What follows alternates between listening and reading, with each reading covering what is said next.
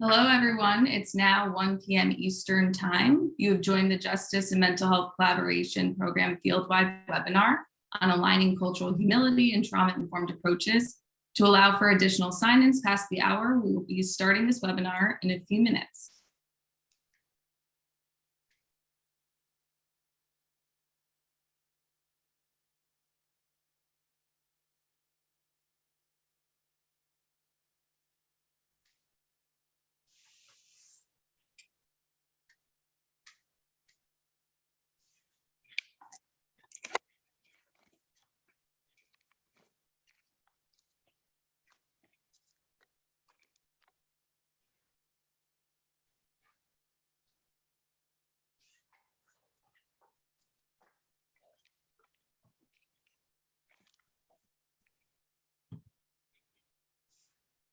Good afternoon. Thank you for joining today's Justice and Mental Health Collaboration Program Fieldwide webinar on aligning cultural humility and trauma-informed approaches. My name is Rachel Lee, and I'm a Senior Policy Analyst at the Council of State Governments Justice Center.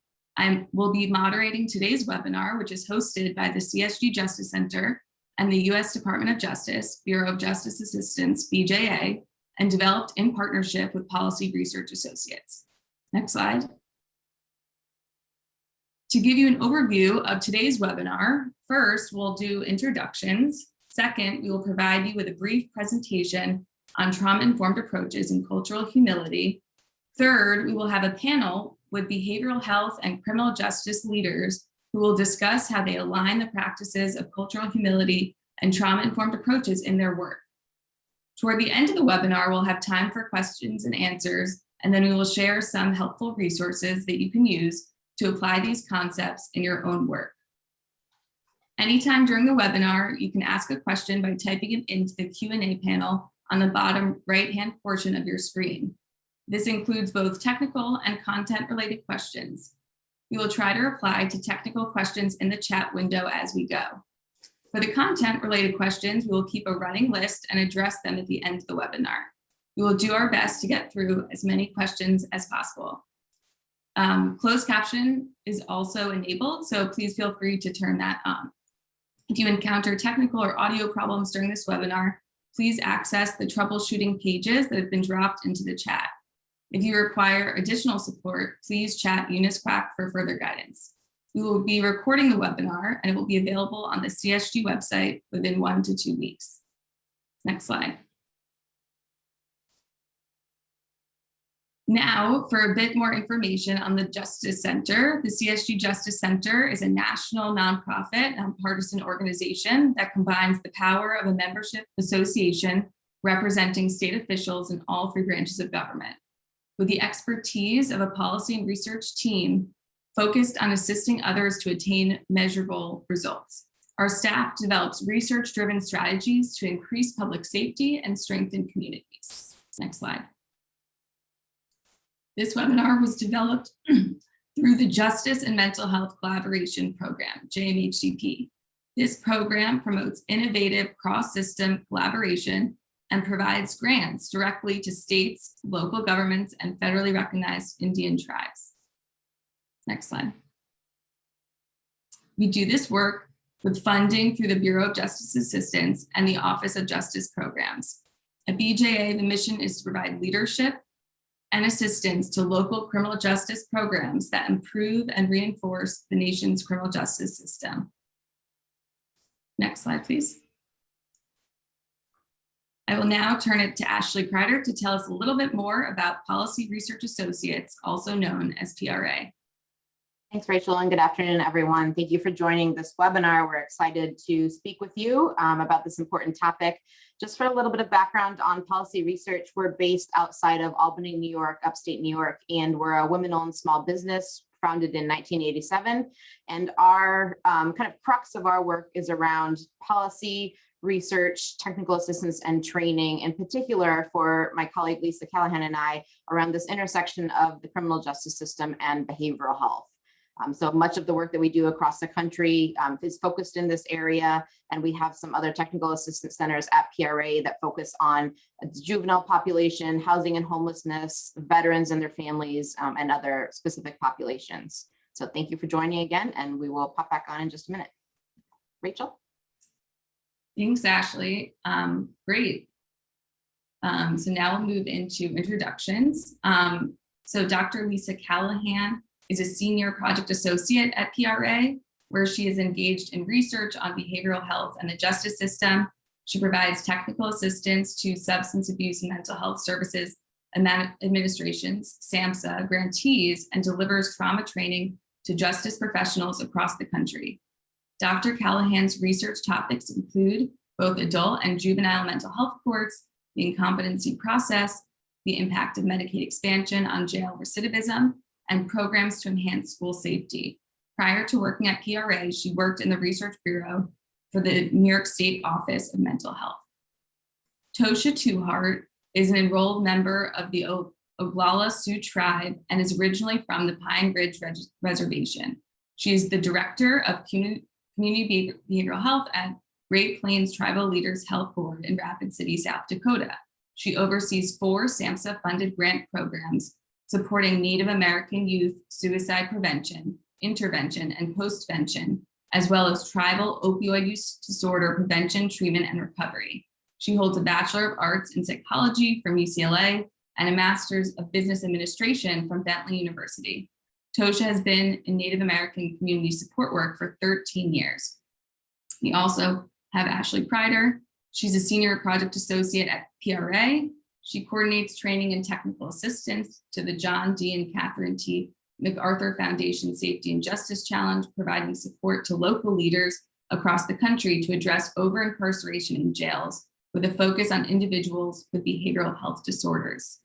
She's also part of PRA's work with the True Blood Competence Evaluation and Restoration Settlement in Washington State, providing technical assistance and strategic planning while working to implement diversion and reentry programs.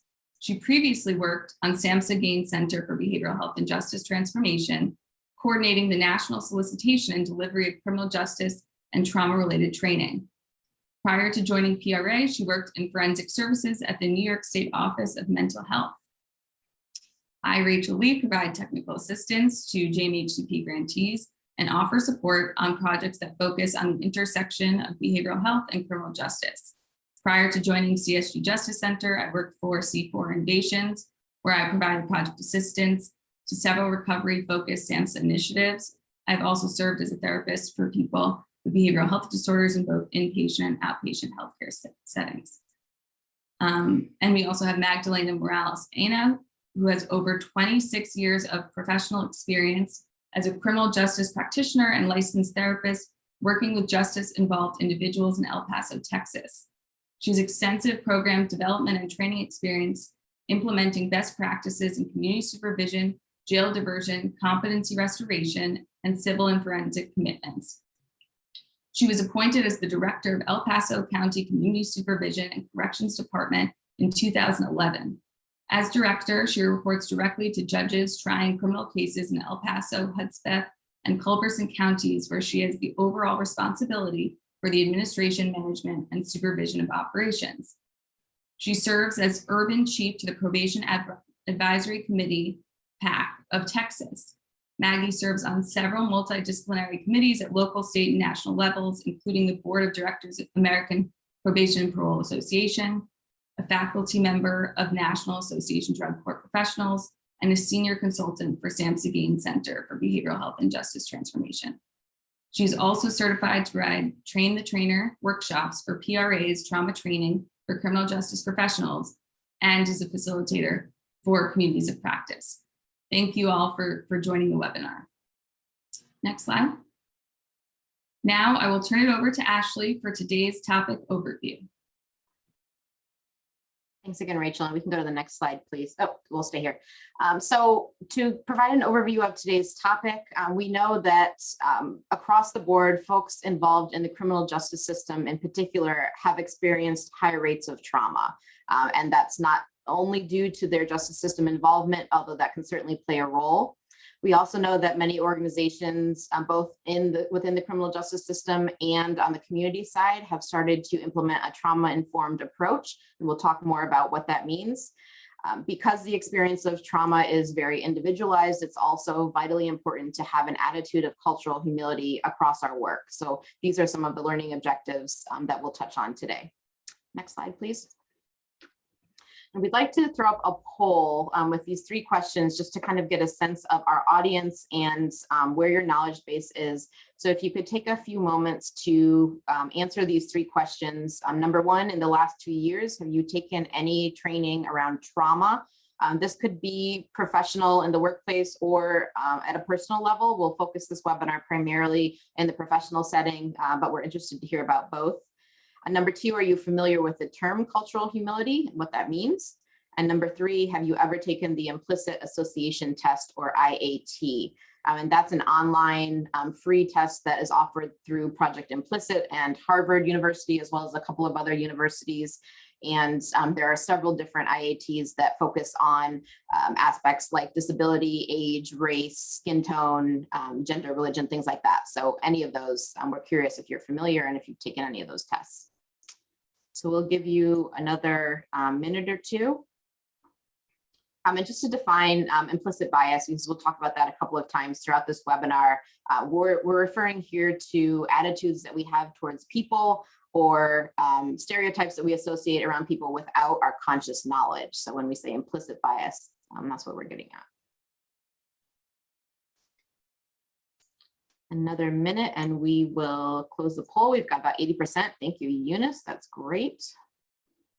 Let's see the results. Okay, so number 1, by far the majority of folks have gone through some trauma training. Wonderful. That's kind of what we were assuming going into this webinar. Number 2, we have a little bit closer, about 58% of folks are familiar with the term cultural humility. And then number 3, about 76% of folks have not taken an IAT, which is totally fine. We'll talk about that resource at the end. So thank you. That gives us some good foundation as far as where we're going and who's on the line. We could go to the next slide, please. Thank you. So to start off with a definition of trauma-informed and exactly what we're talking about, we have done a lot of kind of lower level 101 around trauma and being trauma-informed and developing trauma-informed responses.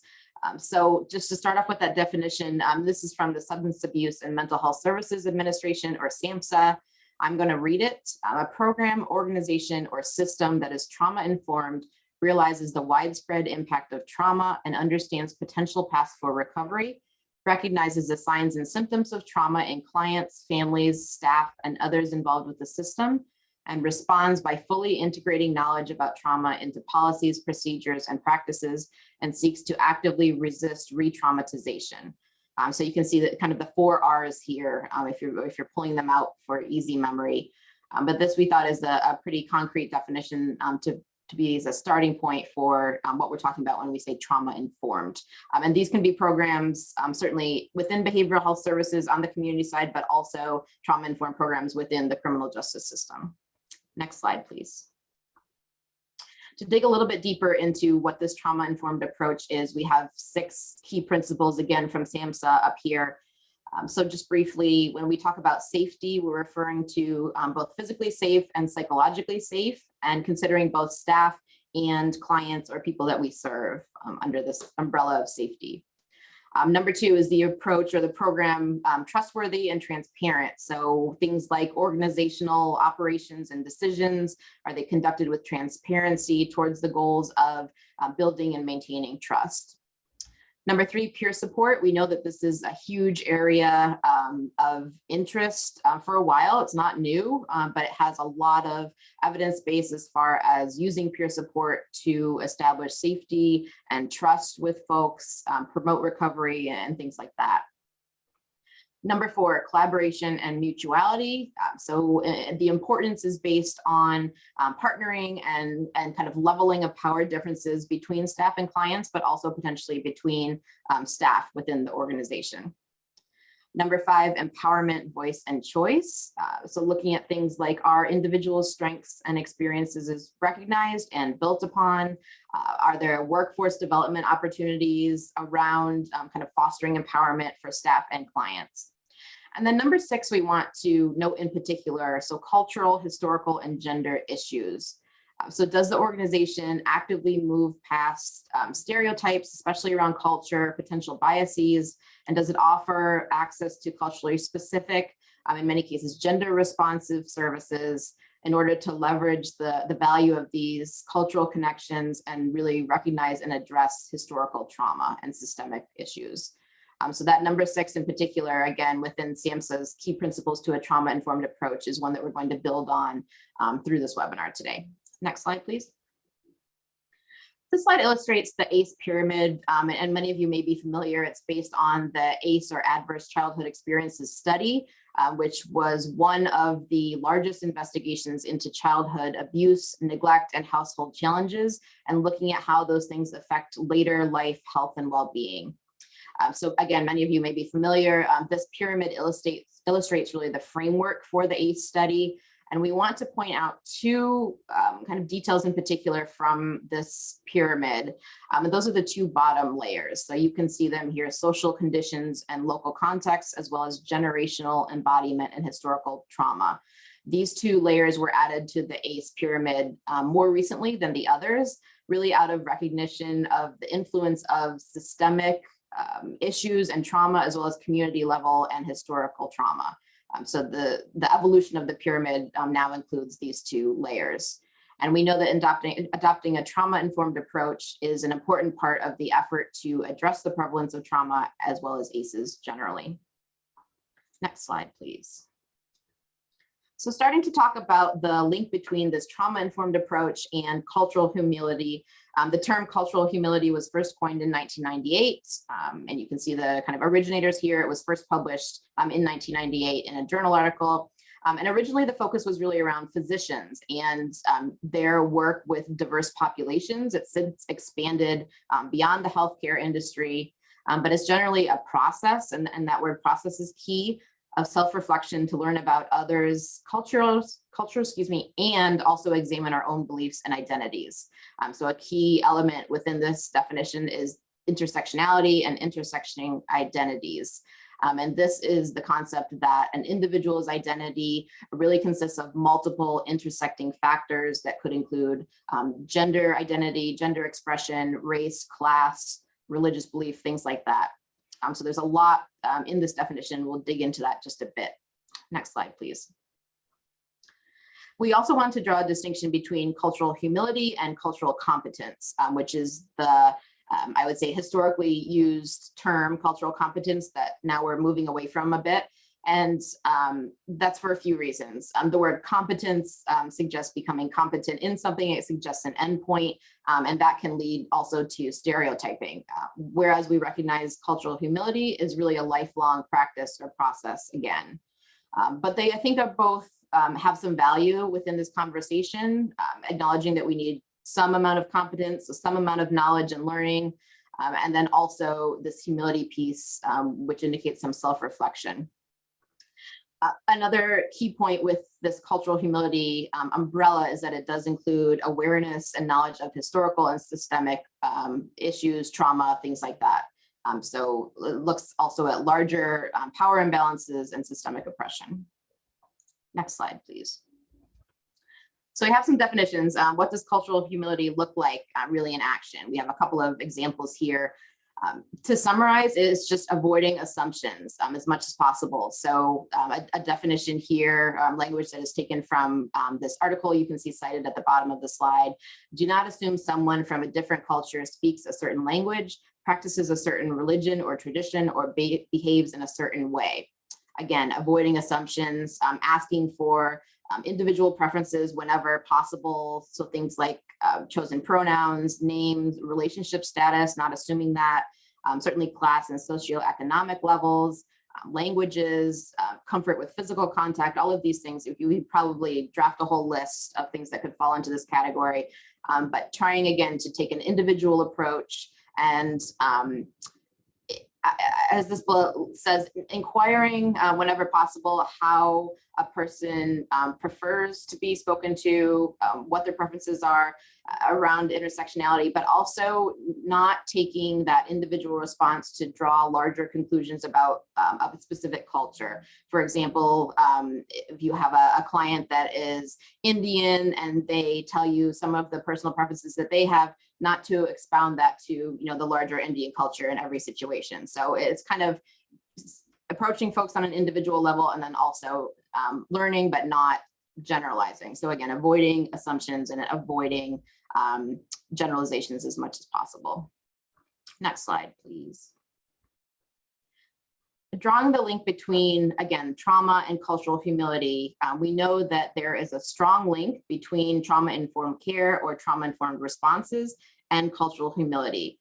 So again, quoting this article, you see cited, cultural humility can serve as a guiding concept for the practice of trauma-informed care, and I would add trauma-informed responses, in centering and empowering patients or clients on their journey of healing rather than making assumptions about the patient's experience. Again, avoiding assumptions as much as possible. So I hope that helped lay the foundation of what we're going to talk about a little bit. And we can go to the next slide, and I will invite my colleague, Lisa Callahan, to come back in and start the discussion with our panelists. Maggie and Tosha, if you are comfortable showing your cameras as well, then we'll get started with that. Thank you. Thank you, Ashley. And I want to welcome everyone also to this really important webinar. Some of you I know have been putting some questions in the chat, and we are going to have time at the end. We're going to leave some time to answer those questions. So what the plan is for this part of the webinar this afternoon is we have invited two people who have been working in the field for a very long time and have a lot of experience and wisdom and knowledge to share with us around the question of cultural humility and trauma-informed care.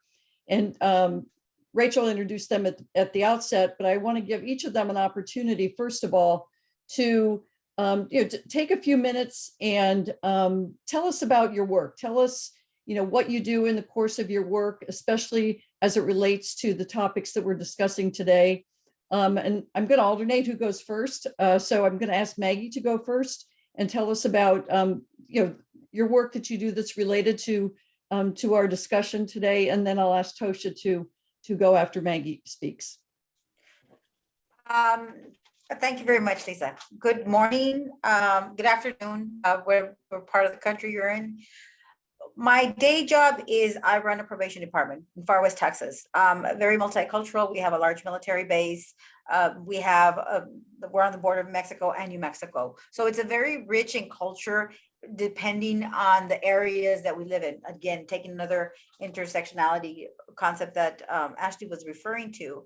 My main operations is to run a department, but my passion is to spread the word about the importance of utilizing not only culturally appropriate, but trauma-informed practices and designing programming for justice-involved individuals. I've worked with justice-involved individuals, as stated earlier, for over 26 years now. And what I'm doing here today is I am at our chief summit. So these are the directors, 123 directors from all over the state come to the summit to talk about issues about finances and so forth, about probation in Texas. And my presentation is on cultural humility and making sure that we are trauma informed. So really pushing other institutions, other organizations to recognize the value of how we design programs, not only really is directed toward providing better services, meeting people where they're at, but actually recognizing that we can't treat everybody the same, that understanding a population, the humility part, and actually realigning, reassessing, reflection upon ourselves to make sure that we have that. And we know what we know was the topic today, and what we don't know, that's why diverse workforce is important, but also making sure that folks understand the importance of the trauma-informed aspect of it, as in the ACE study pyramid, the new additions to the historical trauma is something that we have an overrepresentation of individuals, people, marginalized societies, people of color represented in the justice system. So really recognizing and giving that a value, to me, is my life's work. My day job is I run a probation department and try to promote the importance of making sure that we understand what we do and how we treat people is how effective we're going to be in changing the lives of people that we're entrusted to serve. Thank you, Maggie. Tosha, would you please give us just an overview as well about how the cultural humility concept and trauma-informed and trauma responsive care is part of your job? Hi, I'm Tabitha 2 Heart, or in my language, good day, everyone. I am Tabitha 2 Heart. I direct our community behavioral health department at Great Plains Tribal Leaders Health Board. Our organization serves 16 tribal communities across South Dakota, North Dakota, Nebraska, and Iowa. And the programs that I particularly oversee are based both in Rapid City, with serving the urban Native population here, as well as the rural Native population of the Crow Creek Reservation. And so with all of our programs, and what my job entails is making sure that what we do with our programs is to come from a cultural, humble perspective, as well as walking with our Native population in where they're at and their journeys of healing. We recognize the historical trauma and epigenetics of the genocide, and how the United States, since its beginnings, has worked to erase Native peoples and Native culture. And so a lot of our work is helping folks build resiliency within themselves using the culture, particularly with the Lakota people in Rapid City, and then the Dakota people of the Crow Creek Reservation. We have two programs I'll probably talk a lot about, but we actually incorporate the language, the culture, and that one-on-one peer support in our youth suicide prevention program here in Rapid City. And we try to find ways to promote public education on substance use prevention, do workforce development, and in regards to treating substance use, and then recovery activities that are based in the spirituality and traditional practices of the respective tribes here. I'm going to follow up with you, Tosha, and ask you to elaborate, if you would, in the work that you do, whether it's currently the work you're doing, or maybe some in previous positions you've had, to tell us what does cultural humility look like in practice, and maybe through examples you could give us a look into that, please. Yeah, so throughout my career supporting Native communities, I've been on the West Coast and the East Coast. I've been in Los Angeles and in the Boston area. I've been in different communities on different reservations, and every community is different. You cannot assume that you know everything, or that you can apply what you know about one tribal group or one community to another. The urban Native community of Los Angeles, for example, has a very distinct history within that city. And then the historical trauma that tribes who are native to the Los Angeles community is so different than the historical trauma experienced by tribes here in South Dakota. And so understanding that, and then the extent of cultural annihilation too is really important, but also the strengths of each culture and the beauty of each culture and what are those resilient traits. Understanding those is really important. It's just having that open mind and learning. In the same vein, I've worked with some very rural communities on reservations. And even if you're from the same tribe, the same reservation, your community and how you operate and what you value and what your identity is can be vastly different than another community of the same tribe, of the same history and whatnot. So when I start working with a new community or just an individual, I do not assume that I know who they are, that I know what they need or what's best for them. I always come in with the open mind. And when I do know something about their culture, even if it's a little bit, maybe it's even just one word of somebody's tribe, I use that as an opener, saying, oh, hey, I've learned this or I've heard this. I'm not sure, like, what are your thoughts on that? Or could you tell me more about this? And it's okay to say, I don't know. It's okay to say that you're wrong, or it's okay to make mistakes, but I definitely, every community is different, every population's different. And the biggest lesson I've ever taken away is not assuming. Just because you've read a book or watched a movie or you had a Native American friend or a friend from a different group does not mean that you have authority to say what is best for them or what they're going through or what their story is. Thank you so much, Tosha. Maggie, do you want to respond to the same inquiry? Like, what does cultural humility look like in the work that you do, in either your work as head of probation or other work that you do in other programs? Cultural humility, again, going back into the self-reflection part, is really looking at, are we utilizing the information that we have to promote awareness, to promote better programming. So instead of, like Tosha stated, we don't make assumptions. And many times that's always been the assumption, is that justice involved people historically were treated as people who are convicts or have a label attached to them, and everybody was treated the same.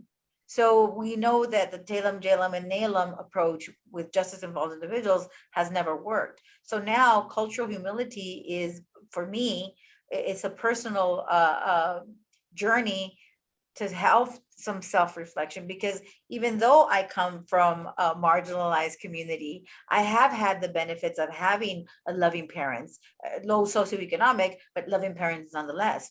Many of the populations that we serve, we can't judge a person because of the color of the skin or the texture of the hair or the language that they use. So it's important for us to make sure that not only are we in tune with what our biases are, as practitioners, and I'm talking about my probation officer practitioner part here, is when in doubt, ask. Evidence-based practices talk about conducting assessments. This is where we develop the therapeutic relationship with our clients. I call them clients, label has everything to do with it. So understanding that what the officer believes to be the right thing isn't necessarily something that may be the right fit for the client. So really engaging our clients who are justice involved on community supervision in developing their supervision plan, their treatment plan, is understanding where they're at, understanding their values and their norms, and how does what we do, how can we work together to achieve the goals? Okay, thank you, Maggie. And I'm going to go with you for this next question. What are some specific trauma-informed actions or responses that you've seen in practice that were successful? And are there any examples maybe that you've observed others or that you have embraced that have that you brought to your practice or to your supervision? So I've had the pleasure and the fortune of being aligned with PRA doing the trauma-informed care. So something that I've implemented within our department-wide, is that we do the trauma-informed care for our officers to make sure that they're in tune with being culturally sensitive, having that cultural humility. And one of the best experiences that I've seen is that we have a residential facility for people who have substance use disorders, and it's classified as a community correction. So in the past, it was run like a mini jail. Since we started implementing a lot of more programming that is really culturally competent, if you will, now with cultural humility, it doesn't stop at the training that we had last year. It's an ongoing process of learning about the individuals that we're serving. So it was very touching to me. I love to be involved in the programs as much as I can. And I happened to be there for a meeting, and I got to witness what we call monitors. And these are folks who are in the security side of a residential facility, really, intervening with somebody who was having an episode, if you will. Normally it would be take the security response and tackle them or do whatever it is to do. And instead, he was really helping them do breathing techniques and take a deep breath. Now, what you're saying is, and I heard him mirroring and just changing the way we dialogue with the people that we serve has really changed the way the successes of the programming. So if we can get people who are working with justice involved individuals and not having to guess, using what I always say is the universal assumptions of trauma. If we make the assumption, here's the time where we can assume that everybody has been traumatized, and we use trauma-informed approaches, then we don't run the risk of re-traumatizing people who have experienced it. So knowledge is important, and applying it, and for ourselves, having those, eliminating, as much as we can, those biases that we talk about. And many times, even academically, historically, it was an us and them. So being more inclusive, even in how we run, whether it be the facility or the probation department, for folks who report, who live in the community, it boils down to treating people with dignity and respect. But seeing how the impact has been that we have a lower revocation rate, that we have less people going to court for violations that are discussed, resolved, or intervened at the officer's level, just in the approach of considering a person and considering, the trauma-informed concept. Okay, thank you, Maggie. The same question for you, Tosha. Are there some specific trauma-informed actions or responses that you've seen or you yourself have utilized that were particularly successful in your work? Yes. So our program, Connecting with Our Youth, has it's a fairly new program, and it's already been seeing a lot of success. So what we have is a support navigator program, which is an innovative twist to the patient navigator program. What our program essentially does is we get referrals from the Rapid City Police Department and other partners in the community, such as the school system and our behavioral health hospital, as well as juvenile diversion, for youth ages 10 to 24 to enroll in our program. And so once our Native youth who enroll in our program, they do have to fit a criteria of being at high risk for suicide, which includes substance use, trauma, isolation, and self-harm.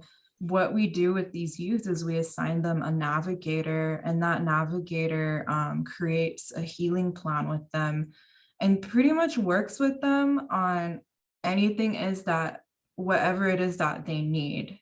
And we're a very unique program in the sense that our support navigators really begin to develop the rapport with our youth before they even get into like, what do you need? What can we do to move you into a better place?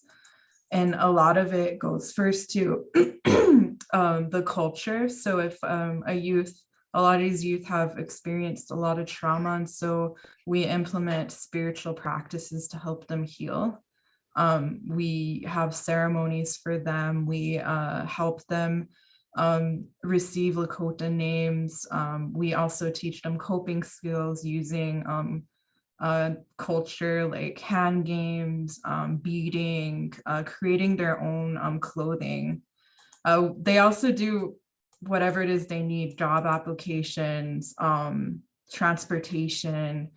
So they do basically case management work, mentorship, teaching the culture itself, because when you're here in Rapid City, there isn't any other programs that really teach the culture and that one-on-one in-depth mentorship. And so what the success of it is that we have youth who are more culturally knowledgeable. They're teaching their family language words. They're teaching their friends like how to make things. And then they're also building their own resiliency and self-esteem. They're building their own strength and who they are and their identity. There's just there's success stories. I know we have one story where we had a youth runaway who enrolled in our program and has not ran away anymore, and they were in juvenile diversion and have been in and out, and they that behavior has changed completely, and they are in a lot better place now because of the program.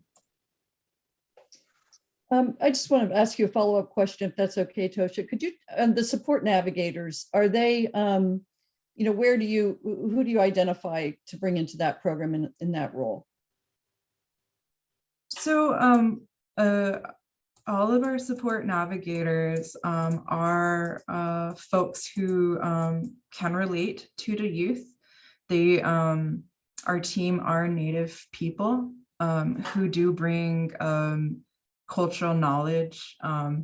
We tend to, so we talk a lot about like kinship and kinship terms because that's a cultural element of Lakota people. So we look for those uncle and aunties, as we call, like the uncle and auntie types, those who can, who have that compassionate way about them that can teach youth while also kind of mentoring them as like a good uncle or a good auntie. So we look for, we hire folks who have those elements and who are who have some experience working with youth, or who, a lot of our team do have lived experience to some degree.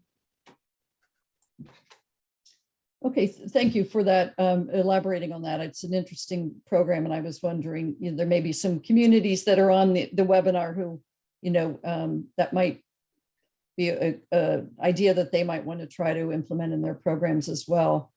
So sticking with you, Tosha, is there a point in time in either your education or your training or just life that you came to understand, or maybe a particular experience that you had where you came to understand the importance of trauma-informed practice and cultural humility? I mean, was there that aha moment, or has it just always been part of your approach? No, so I did grow up in a Native community on a reservation, but it wasn't until I left South Dakota I went to boarding school, but it wasn't until I went to college at UCLA that I encountered the urban Native population there. And honestly, I was quite ignorant. I will admit that I thought all Natives were the same, which I learned that they aren't, and that their culture as a urban community is different than what I grew up with. And I dug deeper and got to learn about the Indian Relocation Act and how the urban Native population, a lot of them came from second, third generation, relocated from the reservations, and they had to make their own path and their own way in Los Angeles. And then you have the invisible tribes there that the government won't even recognize. So you learn about the histories, how the California natives were almost wiped out by the missions. And so you learn about that, and then you see how these histories, even though they sound like they were a long time ago, affect people's relationship to other groups and their relationship to themselves all the time. And so learning that, I understood why they were different than me and what their strengths are, which is they are a very tight-knit community. And what they need and what they want is more culture, more native culture from specific tribes that are out of their reach. So that was my first take. And so I, like from then on in my young career, I've always approached each community with a very open mind and an open heart. And again, I just don't assume anything about anyone, but I have this natural fascination. So I think that helps. And then being a listener, being a listener will go far because people have a lot to say and they have a lot to share. Thank you. Maggie, the same question to you in terms of, do you remember a point in time or maybe a particular client or an event that really turned your attention to the importance of being both trauma informed and having cultural humility in the approach toward your work? Like Tosha, I come from East LA. Actually, I'm a little girl from the projects, and it was just something that like Tosha was not familiar with, the urban natives. For me, I thought everybody lived the way I did. So it wasn't until we moved to Texas and I got to see a different world with an intervention, that I realized how different my upbringing had been. And then when I did become, I think what brought everything full circle was I had adopted some coping mechanisms about just shutting down and compartmentalizing the pains that I have felt throughout historically, and seeing the atrocities that happened, in the projects in East LA. And part of what had me, believe it or not, respond to differently and see myself with a cultural humility, but more importantly, wanting to share the information about being trauma informed was I did have I'll call it an event. There was a situation that happened with me in my office, and it was because of an individual who was very ill. He had a serious psychiatric condition, horrible trauma as a child, victimized in the justice system. So part of that in my recovery, I learned that, I had to come to terms with my past. So I understood that, and again, going back to a lot of the ways that I responded to the world, shut out a lot of people that were important to me. So having to face that and having to share that with the world was something that took a lot of reflection. But I understood that once I recognized the importance of treating people with dignity and respect and not making assumptions about other people, and it's about self-preservation, that I wanted to expand not only my knowledge base, but the people that I represent. And I represent, 100 officers in Texas, and now here as a leader at the state level, I want to be able to share that. So to me, I think throughout my life, I've experienced trauma, but didn't know that it was trauma. And there was behaviors that were related to that as a self-preservation that led to some more serious ramifications personally. So coming to terms, identifying, naming it and claiming it. is what I say, and now getting heavily involved with PRA and trauma-informed care, talking about what's important for us to make sure that we have to be better public servants, to be better in providing the services that we do to our clients, and for those who have done the how being trauma-informed improves criminal justice responses, is important that we learn about, the risk, the respect, information, safety, and choice, and how critical that is in developing that relationship with the clients that are justice involved, and how we recognize, and I won't say just validate, but understand that many times a behavior is survival, and understanding that that may not be the way that me or another probation officer responds to certain situations, but not knowing any better. And that's where the interventions come in.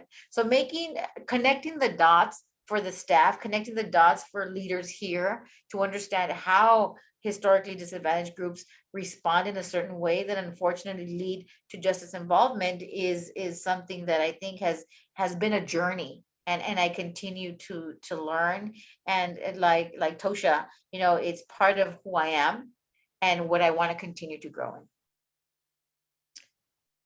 Thank you. Picking up on that, Maggie, I wondered if you can think of a particular client. I know you gave an example of your own experience with coming to terms with what had happened to you in your past and how it was affecting you as a professional. I'm wondering if you could think of a particular situation or give an example of when being either trauma informed and or having cultural humility that you observed a breakthrough with a particular case or a particular family that you either were directly in contact with or were supervising the person, and when that really having sort of those twin lenses, if you will, of culture, humility, and trauma informed, when you really saw that had a breakthrough, and maybe also whether or not you observed something that by not having that, it really was a barrier to someone having a breakthrough, whether it be to stick with their treatment, to not have their probation revoked, etc.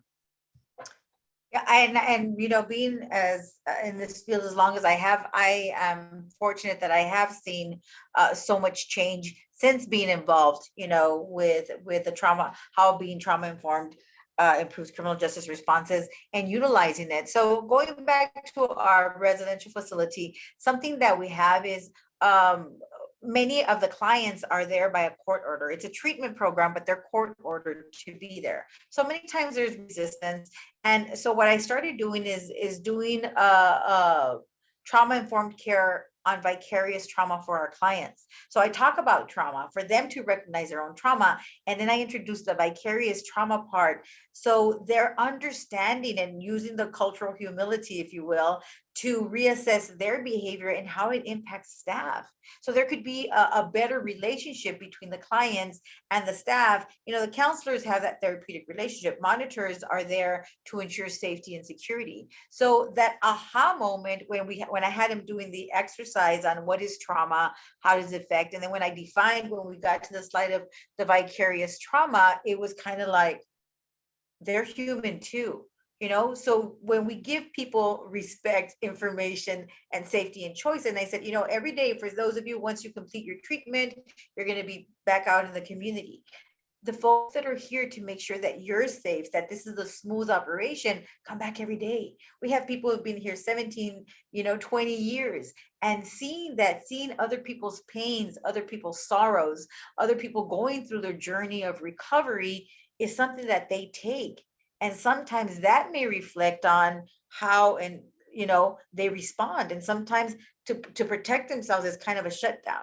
It's not that they don't care, it's sometimes our bag is too full. So I'll explain to that. And I had a gentleman who, and this was most recent, a veteran who was refusing getting vaccinated and had been sick and so forth. So he was part of that group.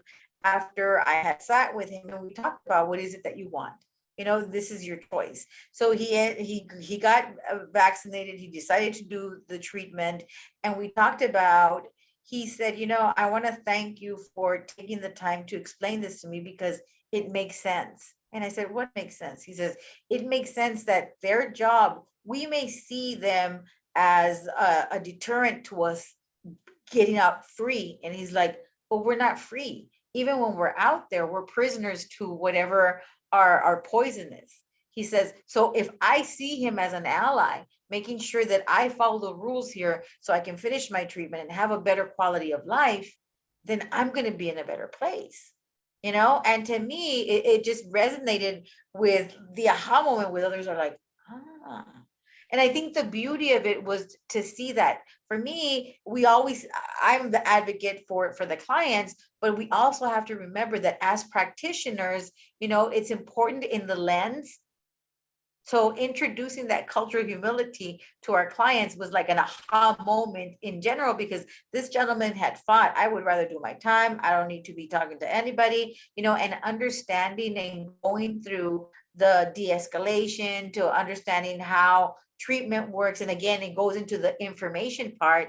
It really changed, and he's getting released and going. We're linking him to the VA, and he has an apartment now. And there's just so many things that happen from somebody just changing their perspective, adjusting their lens to, they're not here to hurt me, they're here to help, and explaining sometimes how, it's tough. Vicarious trauma is something that's very real. So I believe that education on both sides is really what has made a difference in improving our outcomes, because it's about respect. It's about mutual respect, and that is one of the I have many stories, but we'd be here forever. So thank you for asking. Tosha, I'm wondering if a particular client or particular family or particular incident comes to mind with you in terms of when the sort of all of this came together. You mentioned the urban community in Los Angeles when you went there to college. I don't know if something you remember in particular from that, or maybe clients you've worked with since then, where it really, I guess, either not having cultural humility and not being trauma informed was a barrier that you observed, or the opposite, where it really was, you were able to make a breakthrough with someone or with a family or a group of people? Well, I'm not a mental health professional by any means, but I did work one-on-one with folks in different capacities in my younger career. And one situation that kind of stands out to me is I used to tutor, we had a site. So we used to work with a Central High in Los Angeles, and that was alternative high school. So the youth who are in this class tend to be the youth that the regular school system rejected. So this was their last resort to obtaining a high school diploma. And so I oversaw our program coordinator for that site. And when I started going to that site, the youth were very standoffish and quiet, and just a lot of them just sat there, and the environment was very, I could tell their guards were up. And the program coordinator, one thing I started to do was I started bringing food. I would bring food every time we would come, so they know that there was an incentive, or there was something that came with us to have them to look forward to us coming. And then two, we had a transition in program coordinator. So we're supposed to provide tutoring and mentorship to these youth. And so when I was hiring for a new program coordinator, I handed out sticky notes to all the youth, and I said, what do you want to see in a new program coordinator? Like what qualities, or what would you like for them to have? And so they actually got really excited and wrote down all of this, like, oh, I want them to be this, that, this. And so what happened was, when we got a new program coordinator, I gave them those sticky notes. I'm like, this is what these kids need. and this is what they want. And so she was able to come into the classroom like ready to go and already consider what, what these youth are going to be receptive to. And after that, the classroom just became this like really fun place. Youth were engaged. We were helping them with their academics. And I think like our graduates were going to college. One was going to go to college. When we had like we had four, I think. Two were going to college, community college. One was going to a culinary arts school. And so that's, that was a really good experience, but that took a year. That took time. So I think really taking the time to get to know who you're working with. And these were youth from all across. This wasn't just a Native group. Some of them were from undocumented families. Some were from, they were first generation from different countries. They all had their own situations. So we like what Magnula was saying, treating our folks, our youth, our relatives, sometimes we call them, with dignity and respect goes a long way. And asking people what they need instead of rather than presuming. That was quite a gift you gave to the incoming new program director. You did a lot of preemptive work for her or him. So I'm going to stick with you, Tosha, on the next question. And both you and Maggie have been talking around this a little bit in telling your stories and the experiences that you've had, but more specifically, I want to talk about implicit bias.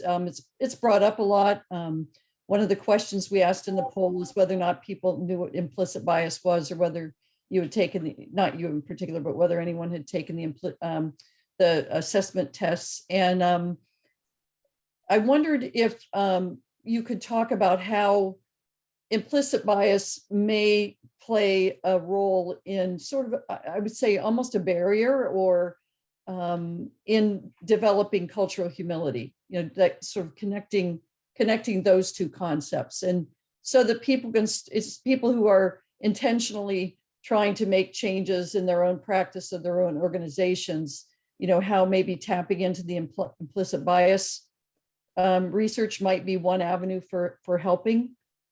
So if you would reflect on that, if you and share some of your wisdom on that, please. Yeah, Magdalena mentioned this, especially when she was talking about her work with her own trauma and owning it. I know a lot of people may not, this is not in a sense apolitical, but what we have to acknowledge, regardless of what our beliefs are, is that the system in which we operate was created with implicit bias. We have to acknowledge that by default, our systems, our criminal justice system, the systems that we operate, that we come into, they operate with the default of implicit biases that are in place. So what we have to do is acknowledge what those are. When we talk about, not just the culture, the historical trauma, but also like, where are people at? A lot of times the system is created for different, like, people who do not fit the system, they're going to fail it. Like, if you don't even know the rules, you're already lost. And some folks aren't born into knowing the rules. And that's, I guess, privilege is another part of that. But it's also, so for example, in Pennington County, Native Americans make up about 10 to 20% of the population, but more than 50% of the daily jail population is Native American, and that's as of January of this year. What are the factors that make it that Native Americans are in jail more than other groups? It's not that they're committing more crimes than any other group. It's not that there's something special about them, or that they are criminal. It's just that that's the system churns it out that way. And so understanding, like, how are we contributing to that? And then trying to untangle those implicit biases out of our work is important.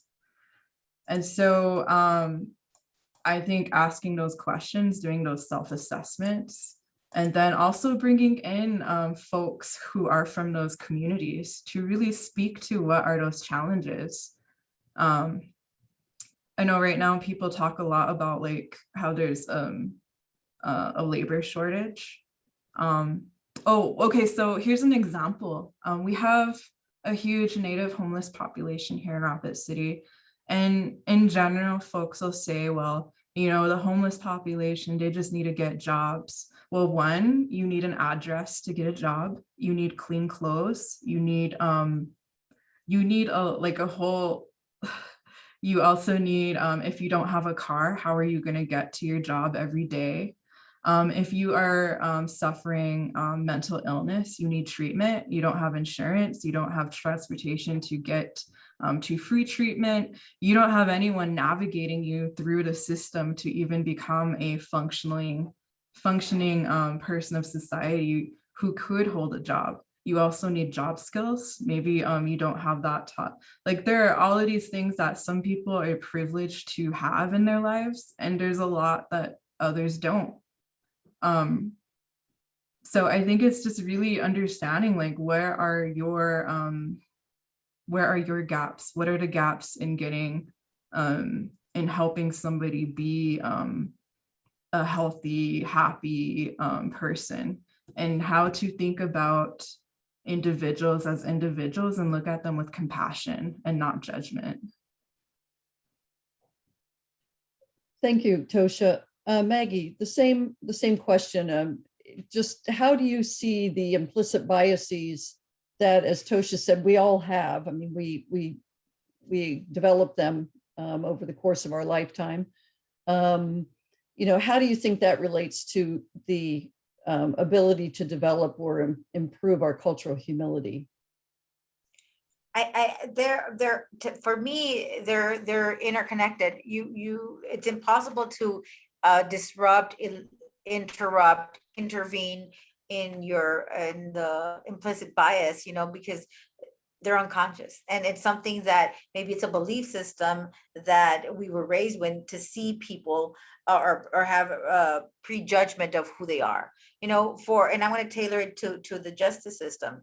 Is many times we've had individuals that, because of using implicit bias and saying, well, this person, going back to what Tosha said, whether they be homeless, or it be an unwed mother, or it be a teen mother, or it be somebody who's from the wrong side of town, are not going to be successful. So we're not going to refer them to this new program that requires being fluent in English and excelling academically. So that we're already blocking somebody just because of what we believe their abilities are, because we've already labeled them. So to me, it's important that, you know, it goes to what we talk about with equity and inclusion. Everybody should have the opportunity, but we have to meet people where they're at. So in order for us, we know what we know. So in order for us to be able to help design those programs, and I'm talking about my position as an administrator, as a therapist, as a probation officer, I have to know, like Tosha said before, where the gaps are. We have to be able to identify what can we do to bring more awareness to those implicit biases. And I honestly believe that many times, I won't say that they're always, you know, it's something that people live up to certain expectations, you know, the self-fulfilling prophecy. Sometimes there hasn't been an opportunity to demonstrate anything different. And when we subconsciously utilize those biases and literally block opportunity, then we're perpetuating that, you know. And I think the humility comes into, what are mine? What do I need to do for myself? And it's constant reflection, you know, about things that I'm not familiar with. There's a lot of things that I know about me that are in my orbit, but there's a lot of, like Tosha said, you know, she wasn't really familiar with the urban native issues. And there are a whole other host of issues that they struggle with because of their journey. So circling back, the way the implicit bias and cultural humility, in order for us to be able to effectuate change, to make sure that we use the assumptions of trauma, is going back to dignity and respect. And with that comes giving people an opportunity, have access to whatever it is that they can to get to a better place, but not utilizing our preconceived notions about a group, a population, and something else is, names are labels. Oh, the drug addict, oh, the unwed mom, oh, using that many times debilitates, right? So blocking and making sure that we constantly reassess and have self-reflection on, is there something that I can do better? Is there something that I need to look at with a different lens to make sure that unconsciously I don't do that? Because I want to make sure that this is an ongoing process. It's a lifelong learning process. And hopefully giving that type of information to folks who work with not only justice involved individuals, but with working with people in general, is not generalizing somebody's behavior based and categorizing a whole group or a whole population. Thank you, Maggie, and thank you, Tosha, for those responses. We have just a couple minutes left, and we do have some resources that specifically address some of the issues that both Tosha and Maggie have been discussing, and in terms of ways to do self-assessment, what the implicit assumptions test is, and how you can bring that to your workplace if that's something of interest to you. So, Rachel, did you want, were there questions that were directed to either Maggie or Tosha, or Yeah, so thank you so much, Dr. Callahan, for facilitating, and to our wonderful panelists.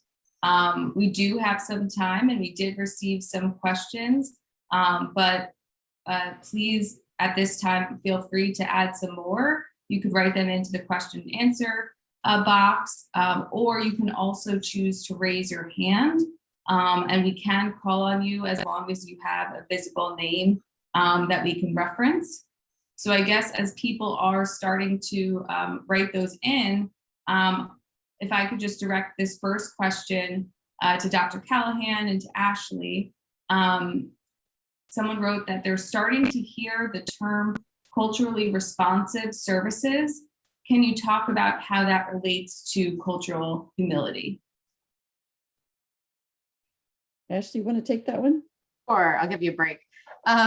Yeah, I saw that question come in early on, so I thought about it a little bit, and I think that it's really similar to trauma informed or trauma responsive, in that I see that these two go very hand in hand. To me, responsive is just an action oriented, kind of going a step further approach. So we might have all this knowledge, well-meaning, we might have some cultural humility as far as openness and not making assumptions, but what are we doing with it? I think so that culturally responsive services piece to me speaks to the action piece, similar to you might be trauma informed or have some awareness of the prevalence of trauma, but putting it into action, having trauma informed responses or services or organizations, I think is going that step further.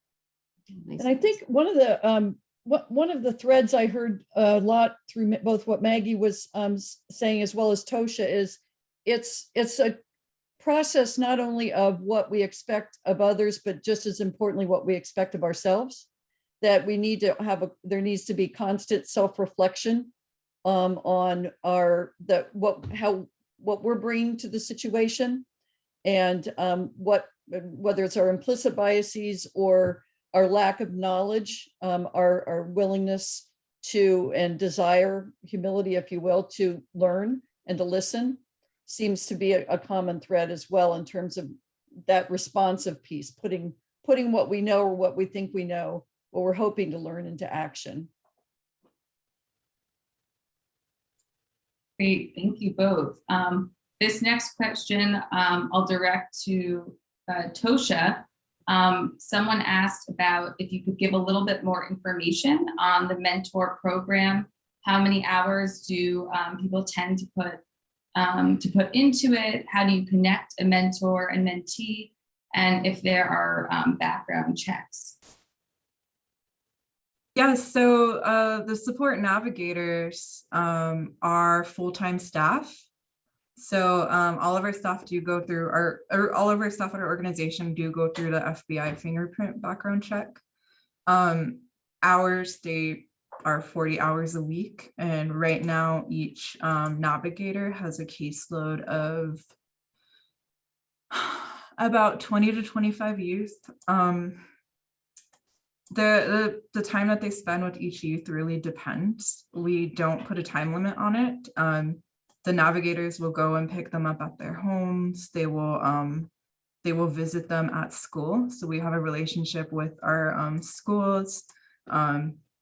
We do like weekly culture nights. So they spend a lot of face time with their participants as much as they can. But I hope that answers your question. Yeah, that's great. Thank you. And I guess for Maggie, you spoke a lot during the panel about how far you've seen the probation department come in this work. And we got a question about how might one start to incorporate this topic into their conversations. So I don't know if you can just answer sort of what's a potential starting point for this work. For something that I think that's an excellent question, because it really depends on the group you're in. If it's a tough crowd and it's a new concept for them, then maybe even asking, which is what I did today, is how many of you have heard the word cultural humility? And of a group, for the first session, there was a group of 20 something, there was 2 people. So we also have to consider, the group who are audiences. And if it's in a professional capacity, well, let me tell you about what cultural humility is and how it can impact, because we always have to, I guess, figure out what the buy-in is. If it's a professional setting, it's the what's in it for me. When we talk about cultural competence and when we talk about trauma-informed care, as practitioners, yeah, what's in it for me? Well, what's in it for you is that we can provide a better service and have better outcomes and so forth. So I believe that the best way to start the conversation is asking, when you're talking about, how can we improve processes, what's going on with all of these marches, or how can we do a better job, or how can I do better in my role as, a teacher or whatever. And we talk about, well, we have to recognize when working with people that we don't know everything about everyone, and we're not going to learn it in a book. And then that's when we talk about, how do you feel about certain things? So it's like a great segue into, have you ever heard the term? And if not, well, then let me tell you what it's about. Thank you. This next question really gets at sort of what are the outcomes that you can look at to know if you're making progress in your work with trauma-informed approaches and cultural humility. So I'll sort of pose this to Ashley, Dr. Callahan, and anyone feel free to jump in.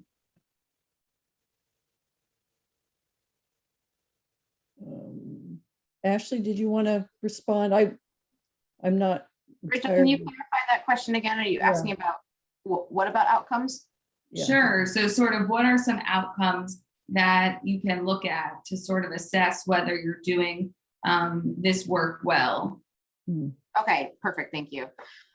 So I think that depends obviously on the system in which you work, right? So folks working in the criminal justice system, certainly recidivism rates are something that stakeholders are very interested in, as well as, honestly, cost savings or cost avoidance. Those we know are things that, whether it's diversion from the criminal justice system or emergency departments and hospitals, things like that, certainly those are outcomes that are important to stakeholders. And as Maggie said, I think kind of figuring out what your carrot is or what the selling point is for your audience is the place to start.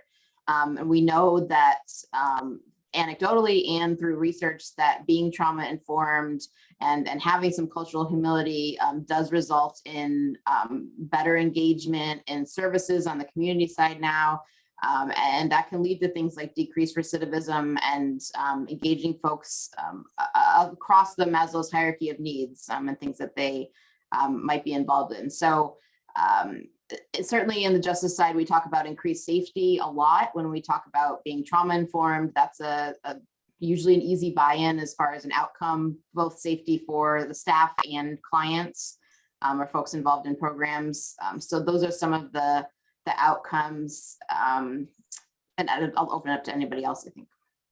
I was going to suggest too, is some programs do exit interviews with people as they're leaving a program, whether they're leaving because they completed the program or they're leaving for another reason, and asking them, you know, what were some ways in which we served your interests or your needs, and which way and why didn't we, or how didn't we, to, you know, to ask people, you know, how am I doing?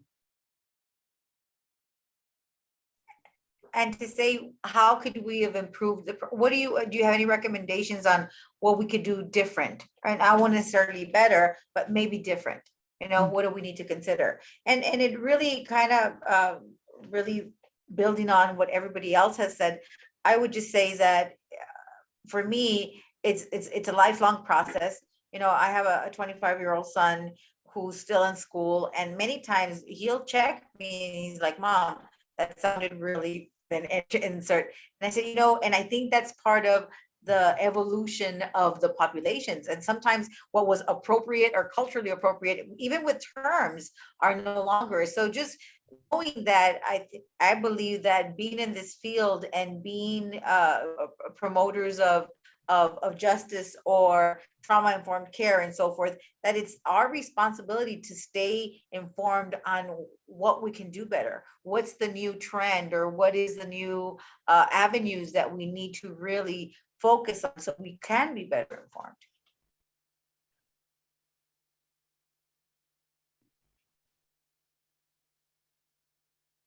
Thank you. And for Dr. Callahan, I know we'll share the link shortly, but if you wouldn't mind just elaborating a little bit more about for the implicit association test, is this something you can incorporate into a therapeutic setting? How do you think it's best used?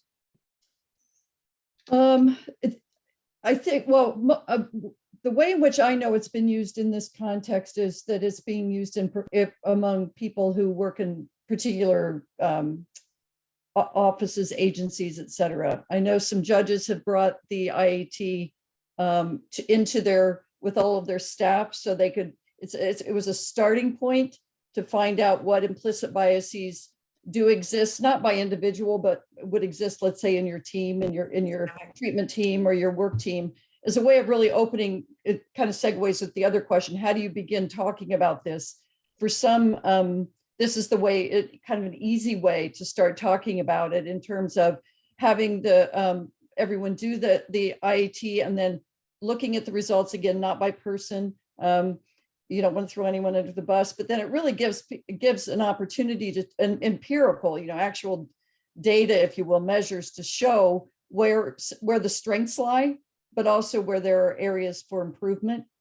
And I think that would really kind of be a good starting point.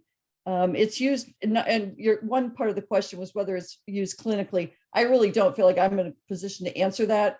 I haven't heard of it being used as a clinical tool, but more as an organizational tool in terms of the people who are serving clients. I think just on an individual level, I mean, there are specific tests across a lot of domains, not just race and ethnicity or gender, things like that, but I mean, even ability, disability, things like that. So I think it can be very illuminating, especially as folks that work in these fields that we might think were, a little bit more evolved, but to take some of these tests and say, hey, I didn't realize that might be a thing that I should pay attention to. I think it can be really helpful, again, as a starting point.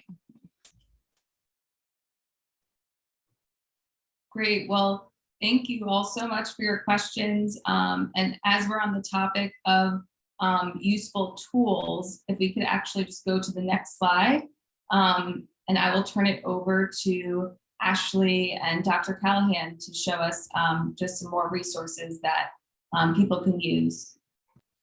Thanks, Rachel. So we have a couple screenshots of specific tools that we've developed internally or in collaboration with SAMHSA.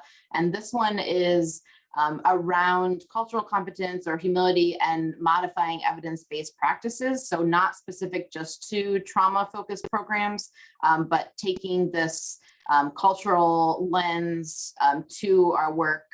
Mostly this one is focused on behavioral health, but to any sort of evidence-based practice and kind of how to apply that lens from a culturally humble perspective. And then that second link, these are all live links, which I know will be available in the slides. That second one actually links to the next slide, if we could go there.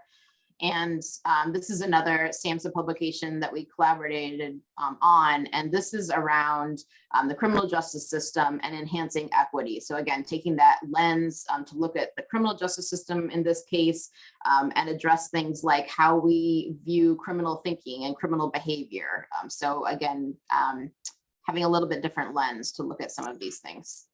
And we can go to the next slide, please. We've got several slides of lists of resources. This one is, these are not internal, but we think helpful. That second bullet is the implicit association test that we've been talking about that was in the poll. The first bullet is an assessment from an organizational level. So this was developed by Dr. Roger Fallot and Maxine Harris, and it's a good kind of starting place again from an organizational level to look at, are we a trauma-informed organization, and what are the different pieces to consider. And then we have a SAMHSA resource as well here that digs into trauma-informed responses and approaches across, you can see the 10 domains listed here. So again, more of an organizational level approach. If you are wanting to bring trauma-informed services and responses into your organization, things from, is there clear signage at the building to help people get where they need to go? What's the screening process look like, really across a lot of areas? And we can go to the next slide, please. Oh, and thanks, Lisa. I see she posted the link also to the IAT test in the chat box. These are a selection of journal articles and other resources. And Lisa, I don't know if you want to highlight any in particular, but you can see different topics here. Some are more trauma, some are more equity and cultural humility related. Yeah, I don't really have anything more to add to that. I think people, if you have a particular interest in any of these topics, going to the, clicking on the hyperlink will take you right to the article. And it is a topic where I think you're going to find there's more and more being written. Hopefully that's being translated into action, both personal and organizational action. I think we have a couple more slides of resources as well. Yeah. So I think the next two are, or maybe just one, organizations as opposed to specific resources that do a lot of this work. So again, feel free to access any of these. We think they're helpful, and we tried to give you a fire hose of information as far as follow-up. And is there one more, or was that all, Rachel? I think that's all. Yeah, but here is the contact information for our panelists and presenters. So please feel free to follow up with them if you have additional questions. And next slide, please. And here's my contact information. Again, I just want to give a huge thank you to our panelists, to Dr. Callahan, Ashley, and Eunice for her help with the technology, and to our attendees for listening today and your thoughtful questions. And we just hope that you have a great day. Thanks so much for tuning in. Take care. Thank you, everybody. Take care.